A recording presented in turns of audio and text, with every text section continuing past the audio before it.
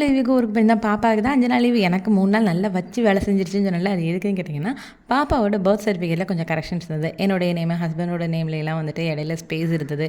And initial வந்துட்டு என்னுடைய இனிஷியலில் வந்துட்டு அப்பாவுக்கு பதிலாக ஹஸ்பண்டோட நேம் வந்து இனிஷியலாக வச்சுருந்தாங்க. ஸோ இது வந்து பர்த் சர்டிஃபிகேட் ரிசீவ் ஆகிருக்கும் போதே ஃபஸ்ட்டே நான் வந்து நோட்டீஸ் பண்ணி வீட்டில் டிஸ்கஸ் பண்ணும்போது என்ன சொல்லிட்டாங்கன்னா, பாப்பாவோட பர்த் சர்டிஃபிகேட்டில் பாப்பாவோட நேம் தான் கரெக்டாக இருக்கான்னு எங்கே செக் பண்ணணும். உன்னோட இதெல்லாம் பெரிய மேட்ரே கிடையாது. அண்ட் அதே மாதிரி வந்துட்டு நாங்களாம் அந்த காலத்தில் கல்யாணம் முடிஞ்சோடனே ஹஸ்பண்ட் நேம் தான் போடுவோம். இதுக்கு போட்டு பழைய பொரியானோடனே நானும் அப்படியே சரின்னு விட்டுட்டேன். இப்போ ஸ்கூலில் சேர்க்கும் போது சொல்லிட்டாங்கன்னா, பர்த் சர்டிஃபிகேட் எப்படி இருக்கோ அதே மாதிரி தான் நீங்கள் என்ட்ரி பண்ணணும். மற்ற எந்த ப்ரூஃப் கொடுத்தாலும் நாங்கள் அக்செப்ட் பண்ணிக்கிட மாட்டோம். ஒன்று உங்கள் கெஜெட்ஸில் மாற்றுங்க, அப்படி இல்லைன்னா பாப்பாவோட பர்த் சர்டிஃபிகேட்டில் நீங்கள் போய் மாற்றிடுங்க அப்படின்னாங்க. ஸோ அதான் இந்த லீவை யூட்டிலைஸ் பண்ணுவோன்னு சொல்லிட்டு அப்ளை பண்ணியிருந்தேன். அப்ளை பண்ணிவிட்டு நோட்ரி எல்லா சர்டிஃபிகேட்லாம் கொடுத்து அட்டாச் பண்ணிவிட்டு தங்கச்சியோட பாப்பாவையும் பார்த்துட்டு வீட்டுக்கு வந்ததுக்கப்புறம் தான் தெரியுது தமிழ் கரெக்ஷனை மென்ஷன் பண்ணாமல் வந்துட்டேன். அகெயின் மறுநாள் போய் கரெக்ஷன் கொடுத்துட்டு வந்துருந்தேன். நீங்கள் நியூ மாம் டேடாக இருந்தீங்கன்னா கட்டாயம் இந்த கரெக்ஷன்ஸ்லாம் செக் பண்ணுங்கள்.